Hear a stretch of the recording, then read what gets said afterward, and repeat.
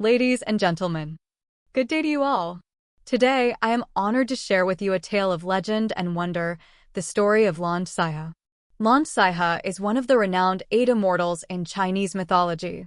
Known for his unique demeanor and carefree spirit, he is often depicted with a flower basket in hand, wandering freely through the world. His story is not only a testament to the charm of Taoist culture, but also a profound reflection on life's uncertainties and the importance of compassion. The image of Lan Caihe has endured for centuries, becoming an integral part of Chinese cultural heritage. Lan Caihe, whose original name was Lan Caihe, lived in a small town during the Tang dynasty. His family was modest, his father was a simple craftsman, and his mother was a kind-hearted woman. Despite their humble means, Lan Caihe grew up with a free-spirited personality. From a young age, he showed a penchant for wandering in the mountains and forests, finding solace in nature. He disliked the constraints of conventional life and preferred the freedom of the open road. This made him stand out even in his early years. As he grew older, Lan Caihe's free-spirited nature only intensified. Often dressed in a tattered blue robe and carrying a large flower basket, he roamed the streets, singing songs of his own creation. These songs, filled with wisdom and a longing for freedom, captivated many who listened. Yet, his behavior was often misunderstood. Some thought him eccentric, while others saw him as a unique soul. Undeterred by the judgments of others, Lan Caihe continued to live life on his own terms. One day, while wandering through the marketplace, Lan Caihe came across a beggar sitting by the roadside. The beggar, dressed in rags and looking utterly destitute, moved Lan Caihe to compassion. He reached into his flower basket and handed the beggar a handful of flowers, saying with a smile, "These flowers may not fill your stomach, but I hope they bring you some joy." The beggar, touched by this simple act of kindness, accepted the flowers with gratitude. Lan Caihe's gesture left the onlookers astonished, and his reputation as a kind-hearted yet eccentric figure grew. Lan Caihe's fame spread far and wide, earning him the nickname Flower Basket Youth. Though his actions were often met with confusion, his kindness and open-mindedness won him respect. He continued his wandering ways, using his songs and flowers to spread love and a sense of freedom. However, life had more in store for Lan Caihe. One day, he encountered a Taoist named Han Xiangzi, who was already a well-known immortal among the Eight Immortals.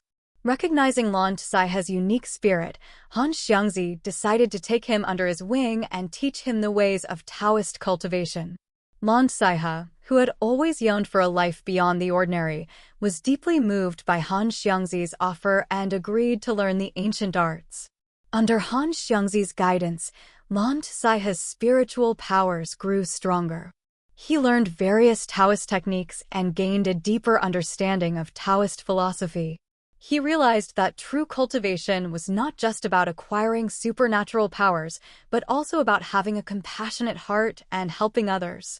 Throughout his journey, Lan Caihe remained true to his free-spirited nature, interpreting Taoist principles in his own unique way. One day, while meditating in the mountains, Lan Caihe heard a young woman crying by a stream. Approaching her gently, he asked, "Why are you so sad, young lady?" The woman, named Xiaofang, tearfully explained that her village was suffering from a severe drought and the villagers were starving. She had heard of Lan Caihe's kindness and hoped he could help. Deeply moved, Lan Caihe decided to take action. Returning to the mountains with Xiaofang, Lan Caihe began a rain-summoning ritual. Sitting cross-legged, he chanted incantations and focused his energy. Soon, dark clouds gathered, thunder rumbled, and a heavy rain poured down, relieving the drought. Xiaofang, overwhelmed with gratitude, knelt and thanked Lan Caihe. He smiled and replied, "Thank the heavens, not me. I'm merely a humble helper." Xiaofang returned to her village and shared the story of Lan Caihe's kindness. The villagers, filled with gratitude, came to his mountain cave to express their thanks. Seeing the villagers' improved lives, Lan Caihe felt a deep sense of fulfillment. He understood that true cultivation meant using one's powers to help those in need and to spread love and warmth. As time passed, Lan Caihe's spiritual powers continued to grow. One day, while meditating, he heard a voice. Lan Caihe, you have reached the conditions for immortality. You can ascend now. Looking up, he saw Han Xiangzi, his master, standing before him. Han Xiangzi said, Caihe, your cultivation has reached a high level. However, before ascending, you must complete one last task. Lan Caihe asked respectfully, Master, what is it? Han Xiangzi replied, in your hometown, a malevolent dragon is causing trouble, making life miserable for the villagers. Go back and subdue it. After that, you can ascend. Without hesitation, Lan Caihe agreed. He returned to his hometown and found the villagers living in great distress. The dragon was wreaking havoc, and the villagers were too terrified to leave their homes. Lan Caihe, filled with righteous anger, decided to act immediately. Approaching the dragon's lair, Lan Caihe shouted, Dragon, your evil deeds have gone too far. Today, I will subdue you. The dragon, emerging from its cave, laughed menacingly and lunged at Lan Caihe with its massive jaws open. Undeterred, Lan Caihe waved his hands, and a beam of golden light shot from his palms, striking the dragon. The dragon let out a painful roar and retreated. Seizing the moment, Lan Caihe trapped the dragon in a golden aura. The dragon struggled fiercely but could not break free. Lan Caihe stepped forward and said to the dragon, Dragon, your evil deeds have caused much suffering. Today, I will subdue you. However, if you promise to reform and never do evil again, I will spare your life. The dragon, terrified and realizing it was no match for Lan Caihe, pleaded for mercy, promising to reform. Lan Caihe, seeing the dragon's sincerity, decided to spare it. He cleansed the dragon of its malevolent energy and released it back into the sea. The dragon, filled with gratitude, bowed deeply to Lan Caihe before swimming away. Returning to the village, Lan Caihe was greeted by the grateful villagers. They were amazed that he had not only saved them but also reformed the dragon. With a gentle smile, Lan Caihe said, Villagers, there is no need to thank me. I have merely done what I should. I hope you can all live happily from now on. The villagers, deeply moved, nodded in agreement, their hearts filled with gratitude. After completing his task, Lan Caihe returned to Han Xiangzi. Seeing that he had passed the final test, Han Xiangzi smiled and said, Caihe, you have successfully completed your last trial.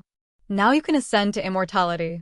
Lan Caihe, filled with joy, knew that his years of cultivation had finally paid off.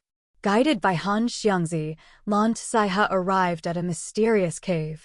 The cave was filled with auspicious energy, and a beam of golden light shone from the ceiling, forming a ladder to the heavenly realm. Han Xiangzi said, Caihe, climb this ladder, and you will ascend to immortality. Lan Caihe nodded, turned to bid farewell to the villagers, and saw them all gathered to see him off, their eyes filled with reluctance. With a warm smile, Lan Caihe said to the villagers, My friends, although I am leaving, my heart will always be with you. I hope you continue to live in harmony and happiness. The villagers, moved to tears, watched as Lan Caihe stepped onto the ladder and began to climb. With each step, he felt lighter, and eventually, he transformed into a beam of golden light and vanished into the sky. After ascending to immortality, Lan Caihe became one of the Eight Immortals. His story spread far and wide, becoming a timeless legend. Known for his carefree spirit and compassionate heart, he became a role model for many. His existence, like a beacon, illuminated the path for those who sought spiritual enlightenment, reminding us that true cultivation lies in inner peace and kindness, not in external forms. Lan Caihe's image and story continue to be celebrated to this day. His free-spirited demeanor has made him an integral part of Chinese culture. His tale, spanning thousands of years, remains a popular topic in people's conversations.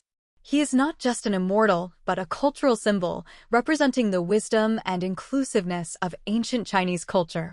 His story inspires us to face life's challenges with an open heart, solve problems with wisdom, and treat others with compassion. Thank you all.